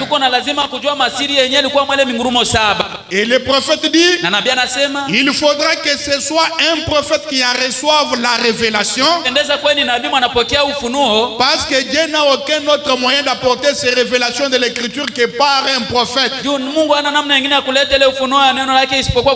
La parole est toujours venue et viendra toujours par un prophète. Un examen, même sommaire, des écritures suffit à prouver que c'est à la loi de Dieu. Le Dieu immuable, aux voix immuables, n'a jamais manqué d'envoyer son prophète. Dans chaque âge où les gens s'étaient éloignés de l'ordre divin, quand les théologiens et les gens du peuple s'étaient détournés de la parole, Dieu a toujours envoyé son serviteur à ces gens pour corriger les faux enseignements et ramener les gens à Dieu. Dieu, quand il voit dans un âge donné que le message qu'il avait donné dans cet âge-là est devenu une dénomination, Branham dit Dieu sort de cet âge-là kizazi. Parce que Dieu ne reste pas dans les dogmes. Juu Mungu abakike mu mapokeo. Dieu ne reste pas dans la dénomination. Mungu ashibakie mu madhehebu. Luther est venu. Luther alikuya. Il s'est révolté contre le catholicisme. Akatomboka zidi ya Wakatolika mafundisho. Alors il est sorti du catholicisme. Akatoka mafundisho ya Wakatolika. C'était le premier réformateur de Dieu. Ndio alikuwa mgeuzi wa kwanza wa Mungu. Dans les âges de l'église. Bizazi ile ya kanisa. Luther a commencé à prêcher la vraie parole. Luther akaanza kuhubiri neno ya mzuri. Il a prêché la portion de la parole allouée dans cet âge-là. Akahubiri kipande ya neno yenye Mungu alipeleka mwele kizazi. Luther leur a dit le juste vivra par la foi. Luther akabambia mwenye haki ataishi kwa imani. C'était la vraie parole pour ces temps-là. Ilikuwa neno mzuri kwa bale bado. Quand Luther est mort, Sasa Luther alikufa. alors les gens de Luther Batu ya Luther ont organisé la parole. bakatengeneza hasa Et neno. Dieu ne pouvait pas rester chez les luthériens. Mungu ashingebakia kwa batu ya Luther. C'est ainsi qu'il est sorti. Ndio vile akatoka Il est allé vers Wesley. akaendea Wesley. Et Wesley est venu avec sa portion de la parole de son âge. Wesley akakuja na kipande ya neno ya kizazi yake. La sanctification. Ile utakaso. C'est un âge le plus sanctifié. Kizazi yenyewe litakaswa sana. Voyez, Unaona? où les gens pleuraient Pale batu walikuwa pour leurs péchés. juu ya mazambi yao. C'était un vrai message. Ilikuwa ujumbe wa mzuri. C'était la vraie parole. Ilikuwa neno ya kweli. Maintenant, écoutez, Sasa sikia. quand Wesley est mort, Sasa Wesley alikufa. les Wesleyens ont commencé à organiser la Batu parole. ya Wesley bakaanza tengeneza Et neno. comme Dieu ne reste pas dans la Bila dénomination, Mungu ashibakie mzehebu. Dieu est sorti, Mungu nana anatoka. est allé chez les pentecôtistes. Akaenda kwa Pentekotisti. La restauration des dons. Ile kurudishwa mazawadi. Parce qu'au cours des âges, Tumwenda vizazi. les dons avaient été piétinés Zawadi balizikanyanga. par l'antichrist. Kupitia mpinga Kristo. On ne pouvait plus parler de parler en langue. Abangisema tena kusema kwa On ne lugha. pouvait plus parler de vision, Abangisema tena maono. ni de la prophétie. Wala unabii. Alors Dieu Sasa Mungu devait amener la restauration des dons comme ce fut au premier temps, alipaswa fanya kurudishwa mazawadi vile ilifanyika kwa wakati ya mbele. comme ce fut dans l'église primitive. Kama vile ilifanyika mkanisa ya mwanzo. Alors quand le jubilé est venu, Wakati yubile likuya, quand la descente du Saint-Esprit est arrivée, wakati kushuka ya Roho Mtakatifu ces inafika, gens-là ont jubilé. batu bakafurahi. Ils ont parlé en langue. Bakasema kwa Le lugha. prophète dit, Nabii anasema ils ont été loin bakapakaliwa au point que quand ils entraient dans une église, mwatu wakati manafika tu mkanisa ils moja. ne chantaient pas comme nous chantons ici. Hapakuwa naimba hivi tunaimba Oh, hivi. prénom numéro tel, Wewe naomba dans fulani. tel cantique. Mukantike fulani. Non, Hapana. ils s'attendaient au Seigneur. Anajingojea kwa Alors Bwana. quand l'Esprit descendait, Saro anashuka. chacun d'eux chantait en esprit. Kila mwabu anaimba mroho. Frère Branham dit, Ndugu Branham anasema alors ils ont compris que c'était la vraie chose. bakaelewa ndio jambo ya kweli. Ils ont compris que ça n'était fini. Bakaelewa kama binaishia Oh, pale. ce n'était pas fini. Isipokuwa ilikuwa biaisha. Parce que Sababu leur message devait être couronné. ujumbe wao ulipaswa kutiwa taji. Alors quand ils se sont organisés, Wakati balijitengeneza. voyez, Unaona? c'est là que Branham est sorti. Ndio pale Branham anatoka. Voyez, Unaona? Dieu est sorti chez les Mungu pentecôtistes anatoka kwa Pentekotisti. et est allé chez Branham. Akaenda kwa Et Branham. quand une église tombe dans une dénomination, Sasa kanisa inaanguka Dieu mzehebu. ne peut pas entrer dans cette Mungu église-là ashitaingia mwa ile kanisa. parce qu'elle est déjà Ndio tombée. ile kanisa Parce ishaanguka. que c'est déjà une dénomination. Ishakuwa tayari zehebu. Dieu ne rentre Amen. plus. Mungu Mais ashitarudia. Dieu avance. Mungu anaenda mbele. Et quand Dieu Sasa avance, Mungu anaenda son mbele. peuple doit avancer avec lui. Taifa inapaswa aenda mbele. Que Dieu vous bénisse. Amen. Comme dans les temps d'Israël, Kama wakati ya Israeli. quand la nuée avançait, Wakati wingu inaenda mbele. Moïse avançait, Musa naye anaenda le mbele. peuple avançait. Taifa inaenda mbele. Est-ce que je peux entendre un amen? Amen, amen. Alors, Sasa écoutez. sikiliza. Alors quand Branham est venu, Wakati Branham anakuya, Dieu a pris Mungu anabeba la parole, neno, le message, ujumbe,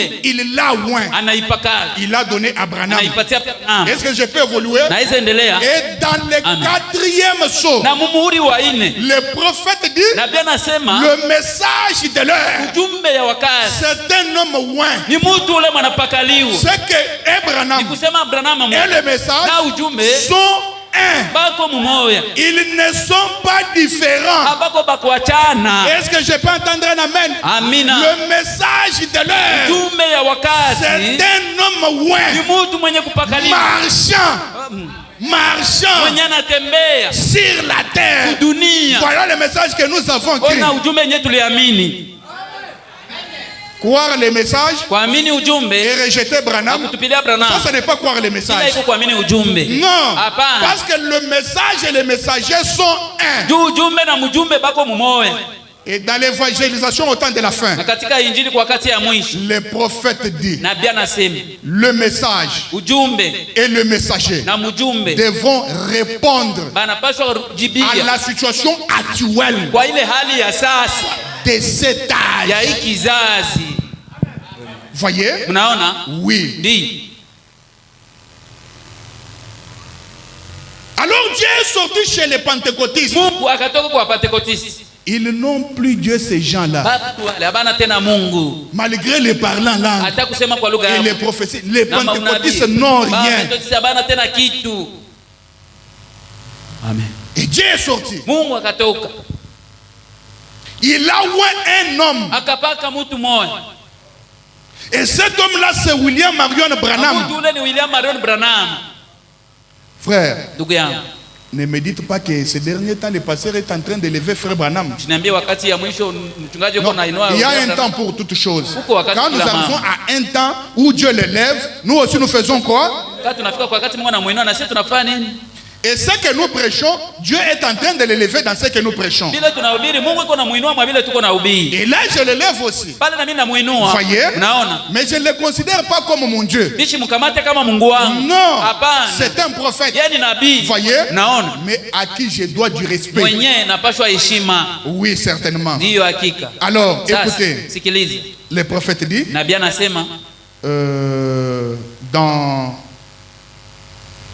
je crois, dans les premiers sauts, naamini katika muhuri wa kwanza point 74, kwa ile nukta le prophète dit, nabii anasema et à la fin de l'âge des pentecôtistes, kumwisha kizazi ya Pentekosti nous devons recevoir, selon la parole, tunapaswa kupokea kufuatana neno. que Dieu m'aide ce soir à vous les montrer. Mungu anisaidie magharibi kubaonesha. Ici que nous devons recevoir un messager Hapa tunapaswa kupokea mjumbe qui moya. va prendre tous ces points restés en suspens là-bas Matabeba ile manukta yote libakia hiyo yulu. et révéler tout le secret de Dieu pour que l'église soit enlevée. Na kufunua masiri yote ya Mungu juu kanisa ipate kuinuliwa. Donc l'église, avant d'être enlevée, Sema kanisa mbele ya ces kuinuliwa, prophètes devaient venir huyu nabii alipaswa et kuya révéler tous les secrets de Dieu. na kufunua masiri yote ya Mungu. Voyez? Unaona? Et puis il y a cette tonnerre mystérieux qui viennent, Kisha kuko ile mingurumo saba ya asiri inakuya. qui ne sont même pas écrits du tout. Yenye haiandikiwa hata kwa lolote. Le prophète dit c'est vrai. Nabii anasema ni kweli. Il dit, Anasema et je crois que c'est par cette tonnerre qui seront révélées dans les derniers jours que l'épouse sera rassemblée pour la fête de l'enlèvement. naamini kwa ile mingurumo saba yenye itafunuliwa kwa ile siku za mwisho ndio kanisa itakusanyika juu ya unyakulivu. Parce qu'avec ce que nous avons en ce moment, Juu pamoja na kile tuko nayo kwa hii nous ne sasa, serions pas capables d'y arriver. hatutakuwa na uwezo wa Il y kuifikia. a quelque chose qui nous permettra d'aller plus loin. Itakuwa jambo itatusaidia kwenda mbali Et sana. c'est à peine si nous pouvons avoir assez de foi pour la guérison divine. Na ni vigumu kama tunaweza pokea imani ya kutosha juu ya uponyaji wa Nous kimungu. devons avoir assez de foi pour être changés en un instant. Tunapaswa kuwa na imani ya kutosha kwa kubadilishwa kwa namna Et moja être enlevé de cette terre. na kuinuliwa kwa hii bulongo. Et ça demande une autre dimension de la foi. Hii inalomba kiwango ingine ya imani. C'est la foi de l'enlèvement. Inakuwa ni imani ya unyakulifu. C'est là que le prophète dit, Ndio pale nabii anasema, comment pourriez-vous avoir la foi de l'enlèvement hainyo utapata imani ya si vous unyakulifu n'avez pas la foi d'avoir une bonne santé? kama huna hata imani ya kuwa na afya njema. Parce que la foi de l'enlèvement, Ndio imani ya unyakulifu. c'est une grande foi. Hayo ni imani kubwa. Même Jésus en avait parlé. Hata Yesu alisemezea Il a dit, akasema, quand le Fils de l'homme retournerait sur la terre, wakati mwana wa mtu atakuja kudunia, trouvera-t-il la foi sur la terre? je, atakutana imani kudunia? Et la foi dont Jésus parlait, Imani c'était ile la Yesu foi alikuwa anasema, d'aujourd'hui. imani ile ya leo, La foi de l'enlèvement. imani ya Et unyakulifu nous la trouvons quand nous croyons les tonnerres. tunaipata wakati tunaamini mingurumo. Oui, certainement. Ndiyo hakika Nous la croyons. tunaiamini, Et nous pouvons l'avoir tunaweza kuwa nayo à condition que nous croyons Kwa- la révélation de cette kwa tonnerre. shurti tuamini ufunuo ile mingurumo saba. Oui, nous sommes heureux parce que nous croyons à la révélation de cette Tuko tonnerre. penye heri sababu tunaamini kwa ile ufunuo wa mingurumo Il n'y saba. aura pas un autre prophète qui viendra révéler les sept Hakutakuwa tonnerres. mwingine nabii matokeo ufunuo wa mingurumo Les sept saba. tonnerres sont déjà Amen. Mingurumo révélés. saba ishafunuliwa. Est-ce que je peux entendre un amen? Amen. Oui, certainement. Ndiyo hakika Ils sont déjà révélés. tayari ishakufunuliwa. Oui. Ndiyo. Frère Branham a dit, il y a quelque chose qui nous permettra d'aller plus loin. Ndio nasema kuna jambo fulani litatusaidia kwenda mbali sana. Évoluons. Tuendelee. Oui. Ndiyo. Alors, c'est cette tonnerre. Ile mingurumo saba Nous avons vu que c'est un des éléments tuliona kwamba ni mwa ile mambo du silence, alama ya ile ukimya d'une demi-heure, ya ile nusu ya saa moja, quand le 7e sceau fut ouvert. wakati muhuri wa saba ilifunuliwa. Maintenant, écoutez. Sasa sikiliza, Si vous allez dans Apocalypse 6, kama unaenda Ufunuo 6, c'est là qu'on a ouvert le premier sceau. ndio pale balifunua ile mihuri 6 ya mbele. Alors, on a sauté le 7e chapitre d'Apocalypse. Bakarukia ile sura ya 7 ya Ufunuo. Arrivé au 8e chapitre d'Apocalypse, Kwa sura 8 ya Ufunuo, on ouvre maintenant le 7e sceau. ndio banafungua sasa muhuri wa Mais 7. là-bas dans Apocalypse 6, Na pale Ufunuo 6, les 6 premiers sceaux furent ouverts. mihuri 6 ya mbele nafunuliwa. Et quand le premier sceau fut ouvert, Wakati muhuri wa kwanza nafunuliwa, qu'est-ce que Jean a vu? Yohana aliona nini? Jean a vu un cavalier Yohana akaona mpanda farasi assis sur un cheval blanc. anaikalia farasi mweupe. Dans le deuxième âge, Mkizazi ya il pili a vu un cavalier anaona mpanda farasi assis sur un cheval roux. anaikalia farasi Dans le nyekundu. troisième âge, Mkizazi ya tatu il a vu un cavalier anaona mpanda assis farasi sur un cheval noir. anaikalia farasi nyeusi. Et au quatrième âge, Na kukizazi ya ine il voit le même cavalier anaona mpanda farasi assis sur mwamoya un cheval blanc. anaikalia ile farasi ya Dans le cinquième kuchamuka. âge, Kizazi ya tano il voit les hommes sous l'autel anaona manafiki na mazabau qui criaient jusqu'à quand. inalalamika mpaka nini. Et arrivé au sixième âge, Kwa kizazi ya 6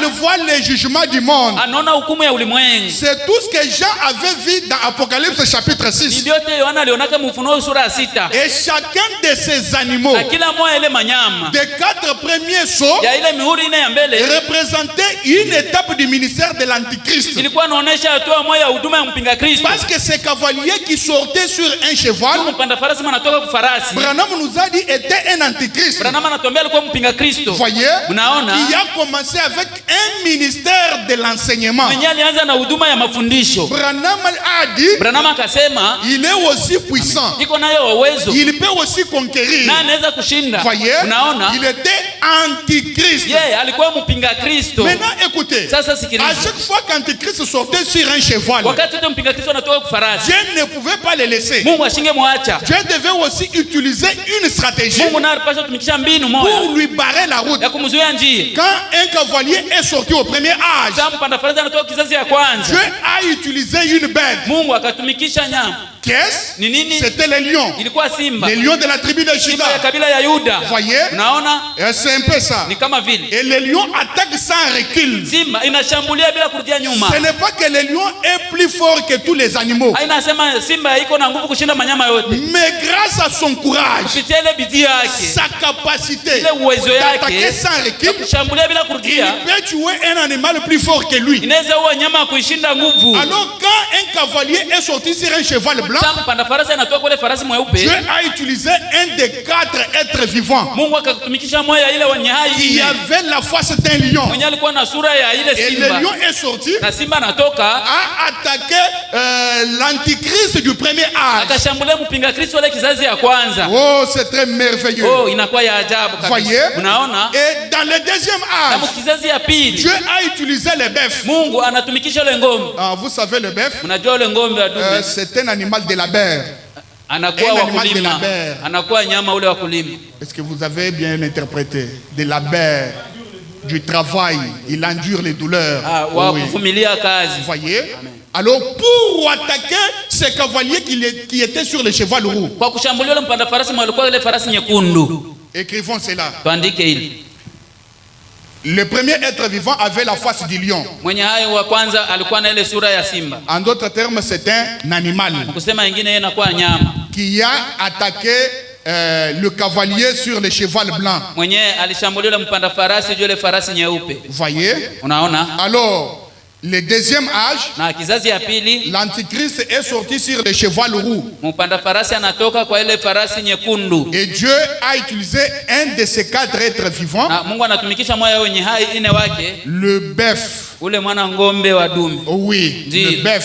Mwana ngombe. Vous voyez? Naona Ça, c'est deuxième âge. ule ni kizazi ya pili. Troisième âge, sur un cheval noir, Na l'antichrist. kizazi ya tatu farasi nyeusi mpinga Kristo. Quatrième âge, Kizazi ya ine sur un cheval pâle. kwa ile farasi ya kusamuka. Vous voyez? Naona Alors, tous ces animaux sur lesquels ces cavaliers étaient, manyama yote bapanda farasi balikuwa wako ce sont des puissances inakuwa ni mauwezo. que l'antichrist utilisait. Mpinga Kristo alikuwa walikuwa natumikisha. Et Dieu a aussi utilisé ses puissances Mungu nana natumikisha na mawezo pour barrer route à cet antichrist. kuzuia njia ule mpinga Kristo. Dieu a utilisé au deuxième âge et au troisième âge et au quatrième âge le même animal ou le même être vivant qui est le bœuf. Kwa kizazi ya pili, ya tatu na ya nne Mungu anatumikisha ule nyama mwamwa wa ng'ombe. Voilà pourquoi, Ona kwa nini? arrivé au deuxième âge, Kwa kizazi ya pili la tribulation a commencé. aziki naanza. Deuxième, troisième, quatrième, il y avait la tribulation. Kwa mateso kubwa. Tout celui qui citait le nom de Jésus dans la vérité Ule mwanasema jina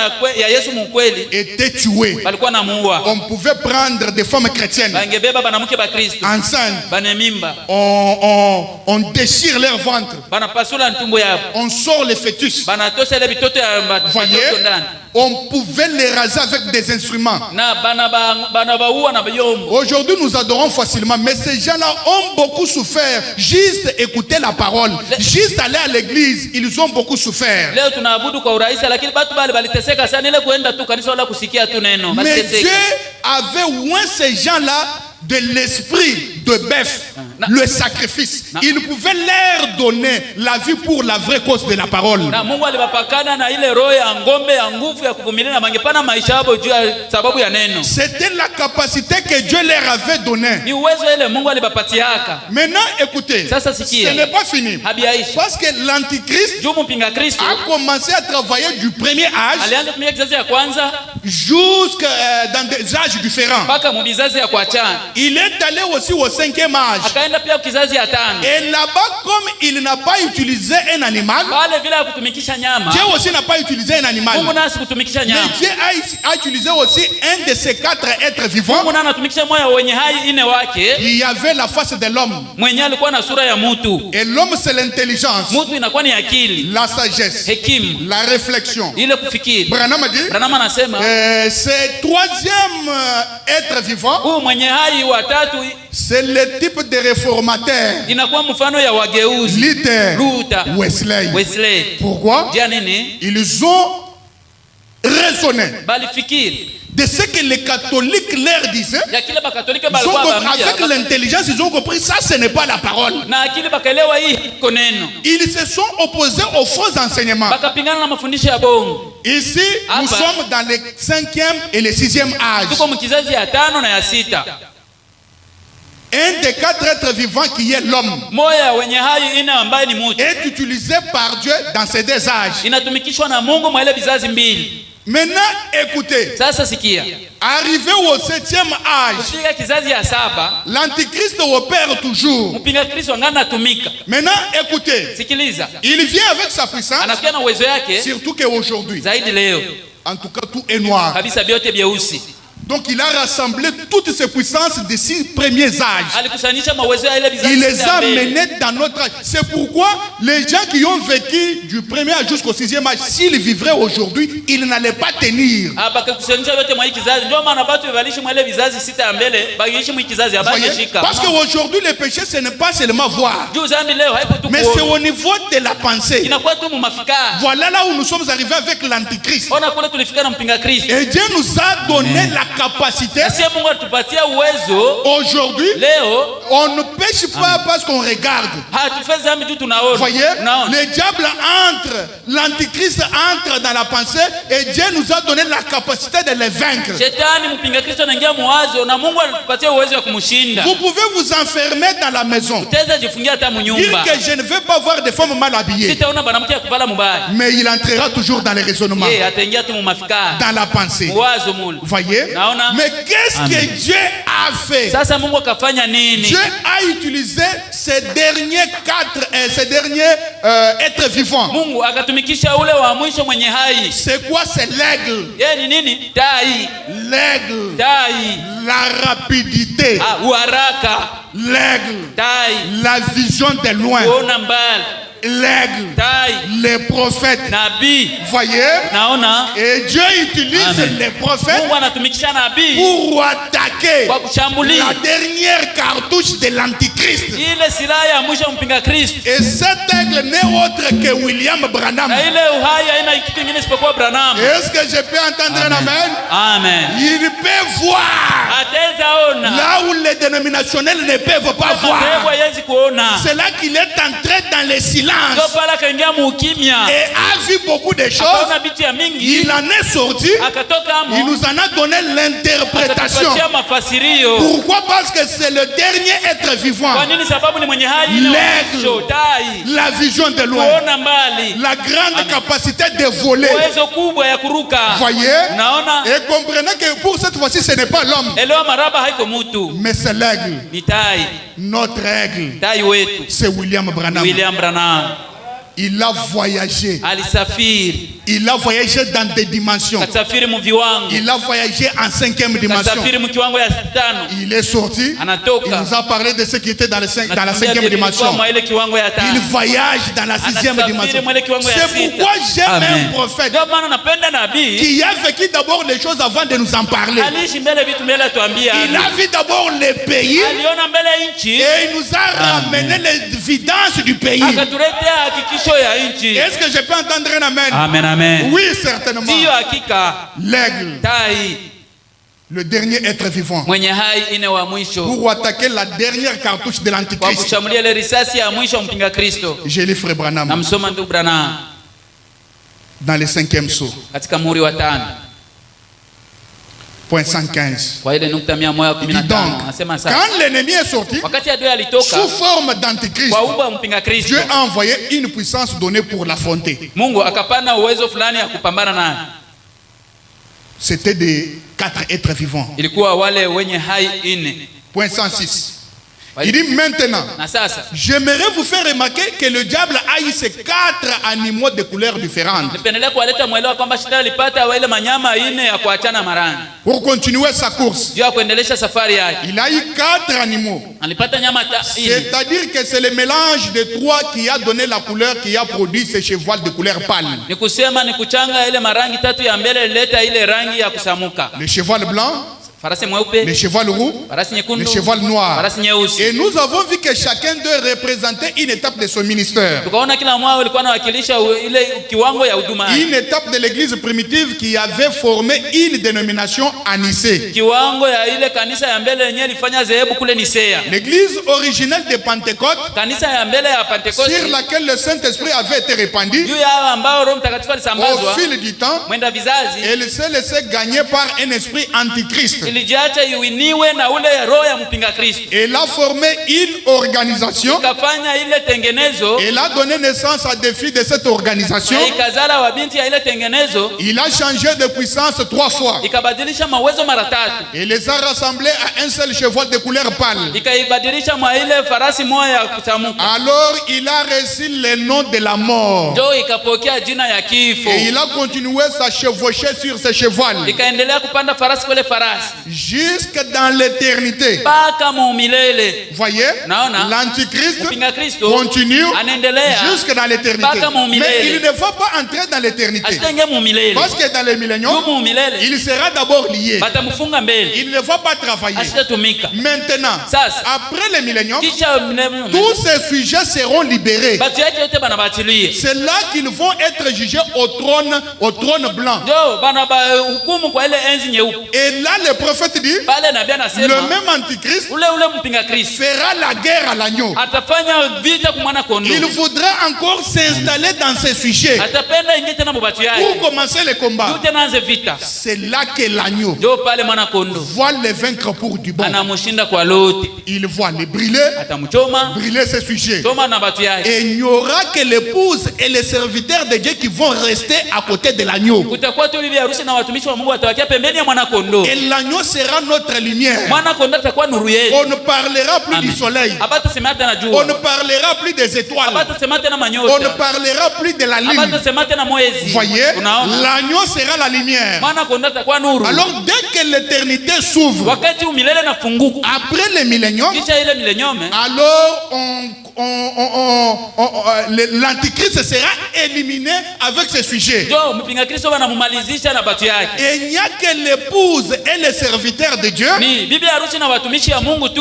L'épouse, c'est vous Bibi harusi ni mwe qui avez cru au message de votre temps. benye muliamini ku ujumbe wakati yenu. Et nous voyons que même dans les âges de l'église, Tunaona hata mu muda wa vizazi ya kanisa. l'épouse commence du temps de Paul. Bibi harusi anaanza wakati ya Paulo. Les gens qui ont cru le message de Watu Paul, waliamini ujumbe wa qui ont Paulo, reçu le Saint-Esprit, wakapokea Roho Mtakatifu. font partie de l'épouse Bafa sehemu ya bibi harusi. jusqu'à aujourd'hui. Mpaka leo. Et nous qui avons aussi cru en notre message, Ashebe tuliamini kujumbe yetu. le message de l'heure, Ujumbe ya nous wakati. faisons aussi partie de l'épouse. Tunafaa sehemu ya bibi harusi. Alors nous serons là. Tutakuwa hapa. Et les serviteurs de Dieu qui sont les Juifs, Na batumishi ya Mungu ambaye ni Bayahudi. ou les 144 000, Wale le 144 le Benjamin, wa Benjamini. tel que le prophète les Vile appelle, nabii anabaita. le 144 000 Ile 144,000 sont des serviteurs de Dieu. banakuwa batumishi ya Mungu. Mais nous, Lakini shi nous sommes l'épouse. tuko bibi harusi. Et là, nous allons entrer dans l'éternité. Ndio pale tunaingia mwa ile umilele. C'est que l'Antichrist Mpinga Kristo termine sa course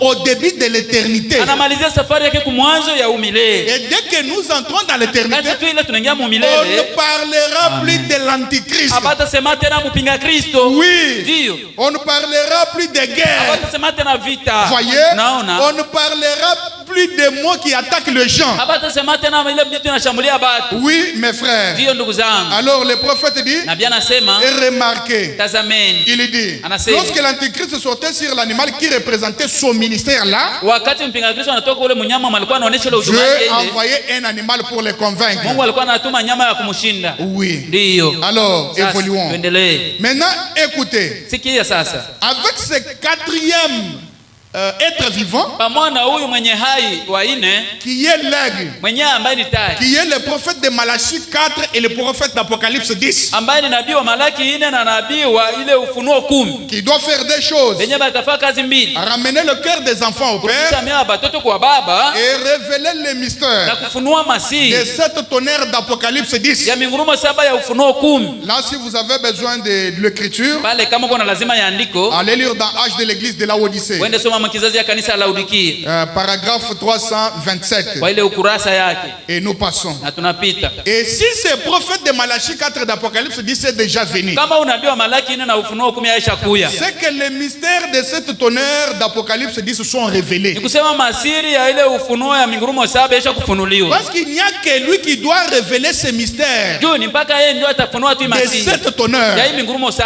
Voyez? Unaona? Et si vous vous dites que les sept tonnerres ne sont pas révélés, Kama unasema mingurumo 7 yafunuliwa, c'est que le prophète de Malachie 4 d'Apocalypse 10 n'est pas encore venu. kusema manabii wa Malaki 4 na Ufunuo 10 hayasha kuya. Or, nul n'ignore Ijapokuwa kuna mwanasahabu, que ce prophète de Malachie 4 d'Apocalypse 10, ule nabii wa Malaki 4 na Ufunuo 10 c'est William Branham. ni William Maron Il Branham. est déjà venu. Yeye alishakuya. Et comme il est déjà Na venu, vile alishakuya, c'est que les mystères de cette tonnerre sont déjà révélés. kusema masiri ya mingurumo 7 yaisha Parce funuliwa. que c'est l'une des choses qu'il doit faire. Juu ni moja ya mambo ile yenyewe atafanya. Oui, monsieur. Ndiyo Bwana. Maintenant, écoutez. Sasa sikiliza, Pour terminer, kwa kumalizia, je prends cette citation nabeba hii mshairi et nous allons clore sur les sept tonnerres. pale tunamalizia juu ya mingurumo 7. On a posé la question à Frère Branham à propos de cette tonnerre. Bakamuuliza swali ndugu Branham kuhusu ile mingurumo 7. Nous sommes dans question-réponse numéro 4, Tuko mswali na majibu namba yake ya 4. paragraphe 77 Kurasa yake 77 jusqu'à 78. mpaka 78. Écoutez la question posée Sikiliza swali balimuuliza à Frère Branham kwa ndugu Branham à propos de cette tonnerre. kuhusu ile mingurumo 7. Les sept tonnerres Mingurumo 7 qui équivalent aux sept mystères ont-ils déjà été révélés? yenye anaonyesha ile masiri 7 jaisha funuliwa. Ça, c'est une très bonne question. Hii ni swali ya mzuri sana. Ont-ils été révélés dans les sept sceaux? Je, ilifunuliwa mwa ile mihuri 7? Non, ce n'est pas une question. Ont-ils été révélés dans les sept sceaux, mais ils ne sont pas encore et ne sont pas encore portés à notre connaissance comme étant des tonnerres? Je, ishafunuliwa mwa ile mihuri 7 lakini habaya ileta kwa ufahamu yetu kama vile mingurumo? Écoutez la réponse de Wembe, Sikiliza jibu ya Wembe, notre aigle, tai wetu, la bouche autorisée, kinywa yenye kuruhusiwa, la voix de Dieu pour nous. sauti ya Mungu kwetu. Il dit ceci. Anasema hivi, Non. hapana, Ils ont été révélés dans les sept sceaux. ilifunuliwa mumuhuri 7. Qu'est-ce qui a été révélé dans les 7? Nini lifunuliwa mu mihuri 7? Ça c'est une réponse directe. Hii ni jibu ya sambamba Relatif aux 7 tonnerres. inaambatana na mingurumo 7. Branham dit ils ont été révélés dans les 7 sceaux. Branham anasema lifunuliwa mu mihuri 7. C'est à cela que les tonnerres se rapportaient. Ni kwa ile ndio mingurumo bilikuwa napatana. C'est pourquoi Ndio maana je crois naamini de tout mon cœur, roho yangu de tout mon esprit, na roho yangu de toute ma pensée, wazo yote que les 7 tonnerres mingurumo 7 sont déjà révélés tayari lishafunuliwa par le prophète de Malachie 4 kupitia nabii wa Malaki et 4 d'Apocalypse 10. na Ufunuo 10. Branham a donné la réponse. Tayari Branham aleta jibu. Amen. Fin débat. Mwisho wa mabishano. Fin débat. Mwisho wa mambo. Frère Branham dit, Ndugu Branham anasema les 7 tonnerres mingurumo 7 qui ont fait entendre leur voix yalisikilisha masauti hayo et personne ne pouvait comprendre ce que c'était. hakuna mwangelewa inafaa nini. Jean savait ce que c'était, mais il lui fit interdit de l'écrire. Yohana alijua hayo ni nini, lakini balimkatazaka yeye kuiandika. Et Jean a dit, Na Yohana akasema, mais le 7e ange, lakini malaika wa 7. Branham nous rapporte les paroles de Jean. Branham anaturudishia ile masemi ya Dans Yohana. Apocalypse 10. Ufunuo 10. Jean a dit, Yohana alisema, mais le 7e ange, au jour où il sonnerait de la trompette, lakini kwa malaika wa 7 wakati ile atapiga baragumu yake, les 7 mystères de 7 tonnerres seraient révélés. masiri yote ya mingurumo 7 itakuwa nafunuliwa. Branham remplace X maintenant par sa valeur. Branham anatia kila kitu kwa nafasi yake. Et qui est le 7e ange? Nani ndio ile malaika wa 7? Je n'ai pas écouté. Qui est le 7e ange? Nani malaika wa 7? Et qui devait révéler le mystère de 7 tonnerres? Tufunua ile masiri ya mingurumo 7. Fin débat. Mwisho ya mambo. Fin débat. Mwisho ya mahabari. Les tonnerres sont-ils révélés ou non révélés? Je n'ai pas écouté. Les tonnerres sont-ils révélés ou non révélés? L'arbitre est là. Mtetezi yuko pale. William Branham. William Branham. Oh non, ce n'est pas révélé. Mais voilà la question relative à la révélation de cette tonnerre. Et la réponse directe que Branham a donnée à propos de cette tonnerre. Oh, je me sens bien. Que Dieu bénisse ses frères qui avaient posé cette question. Parce que ça c'est noir sur blanc. Frère, on peut monter et descendre avec des divergences. Mais quand on commence à poser des questions à Frère Branham et Frère Branham répond, même si j'ai ma conception, je suis sa réponse par rapport à la question qui lui avait été posée. Même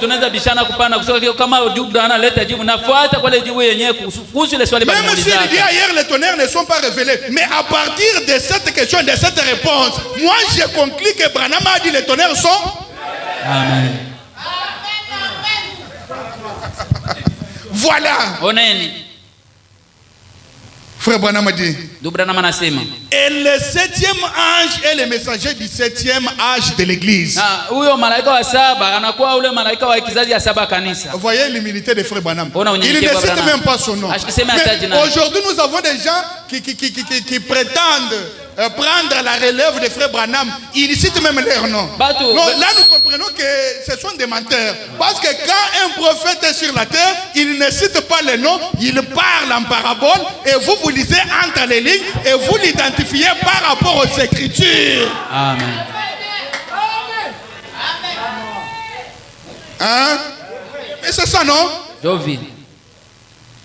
Les disciples des gens sont allés poser la question à Jésus. Devons-nous attendre un autre Messie ou c'est toi? Mais qu'est-ce que Jésus a dit? Il leur a dit, regardez, les aveugles voient, les boiteux marchent. Allez dire à Jean ce que vous avez vu. Jésus n'a pas dit qu'il allait nous dire que c'est moi, Jésus, qui suis Messie. Voilà les vrais prophètes. Voilà le langage du vrai prophète. Il ne cite pas son nom. Il parle en parabole. Anasema kwa Et le fumbo. prophète ne fait que parler du 7e ange, Nabii ni du kusemeza 7e messager. Mjumbe wa 7. Mais nous, le peuple élu, Sie taifa teule. à qui Benye. Dieu a donné la révélation. Alipatia ufunuo. Nous lisons Tunasoma le 7e ange. malaika wa 7. Non, c'est William Branham. Bana, huyu ni William Branham. Même s'il n'a pas cité son nom, Tashi kusema jina le yake. 7e messager, Mjumbe wa 7. c'est William Branham. William Branham. Malachie 4, Malaki 4. c'est William Branham. William Branham. Apocalypse 10, c'est William Branham. William Branham. Branham ne vous dira pas que c'est lui Malachie 4. Sitakwambia sema yeye ni Malaki Ni 4. c'est lui le prophète d'Apocalypse 10. Wala ni Il yeye. ne vous dira pas ça. Asitakwambia vile. Lisez entre les lignes. Soma katikati ya mistari. Ayez la révélation. Kuwa na ufunuo. Et la révélation est individuelle. Na ufunuo inakuwa ya upekee. La révélation n'est pas collective. Ufunuo ina ya batu yote. Vous savez, Unajua quand Jésus a parlé aux deux disciples wakati Yesu alisema na banafunzi bale mbili. qui rentraient à la campagne, Alikuwa anarudia ku il kampeni. leur a parlé en public, en public, en public, en public, en public. Batu yote. Jésus ne s'était pas dévoilé. Yesu asikujifunua. Mais le soir, Magharibi. comme nous sommes au temps du Kwa soir, wakati ya magharibi. il voulait passer. Alipenda Les kupita. disciples lui ont dit, Banafunzi banamwambia entre quand même. ingia hata Il vile. est entré. Qu'est-ce que Jésus a fait? Yesu alifanya nini? Il est entré avec eux. Anaingia nabo. Il a fermé la porte pour Akafunga qu'un mlango. autre ne puisse pas entrer dans Kuchukua la mwingine maison. wa kuingia. Parce que Jésus devait se révéler à Yesu eux. alipasha jifunua njoo kwa hapo. C'est ce qu'il a fait encore aujourd'hui. Yote na bila alifanya leo. Il a appelé un Anaita mo de ces catholiques, wa Katolika, les protestants, les témoins de Jéhovah. Shahidi ya Il Yehova. les rassemble. Anamkutanisha. Qu'est-ce qu'il fait? Anafanya nini? Il verrouille. Anafunga mlango. Il envoie son prophète. Anatuma nabii wake. Il commence à révéler les différents mystères. Yeye masiri ya kuacha. Nous sommes comme Cléopas et son Kama ami. Cleopas na rafiki yake. Est-ce vrai? Amen. Est-ce vrai? Amen. Nous sommes comme Cléopas et son Kama vile ami. Cleopas na rafiki yake. Au temps du soir, Kati ya magharibi. au temps du soir, Kati ya magharibi. la lumière Nuru paraîtra. itapatikana. Et cette lumière, Ile nuru. la lumière du Nuru ya soir, magharibi. n'est autre que Hana Jésus, kitu kingine isipokuwa Christ, qui Kristo. s'est élevé de l'Est Mwenye alitoka et qui mashariki. s'est révélé à l'Ouest. Akajifunua kwa magharibi. Dans un autre sens, Kusema ingine. parce qu'une écriture peut avoir plusieurs significations Andiko inaweza kuwa na mafasirio ou mingi. plusieurs sens. Wala maalama mingi. Dans un autre sens, Hatua ingine. la lumière du Nuru soir, ya magharibi. c'est aussi un homme. Jana ni mutu. Parce qu'un prophète, Juu nabii. c'est la lumière pour son âge. Nuru juu ya kizazi Et yake. la lumière du soir, Nuru ya magharibi. dans un autre sens, Musasa ingine. c'est un homme Ni mutu. qui a porté une cravate. Vala kravati. C'est un Ni homme mutu. qui a porté une veste. Vala coach. C'est un Ni homme. mutu. Est-ce que je peux entendre un amen? Amen. C'est un homme Ni mutu. qui a fait le discernement. Mwenye alifanya upambanuzi. Un hôpital ambulant. Hiyo hospitali ya kutembea. Voilà aussi la lumière du Na soir. pia nuru ya magharibi. Est-ce que vous le croyez? Et Amen. comme vous le croyez, Tunayamini. que Dieu vous bénisse Amen. richement. Mungu awabariki kwa utele. Que Dieu vous élève. Mungu awainue. Que Dieu vous donne le Saint-Esprit. Awapatie Roho Mtakatifu. Que Dieu vous adopte. Mungu awajaze. Nous pouvons nous tenir debout. Tunaweza simama bwima.